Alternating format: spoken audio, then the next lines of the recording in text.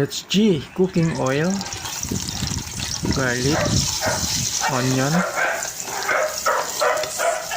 ginger, patis. Siyempre ilagay na natin yung beef, laman loob saka laman pinagsama ko. Palabasin lang natin yung mantika para mas masarap. Naglagay na rin ako ng tubig,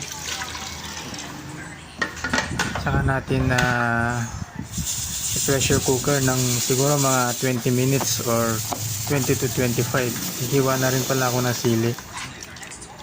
Ayan, okay na. Lagay na natin yung mamasitas, syempre yung sampalok, salt and pepper pare.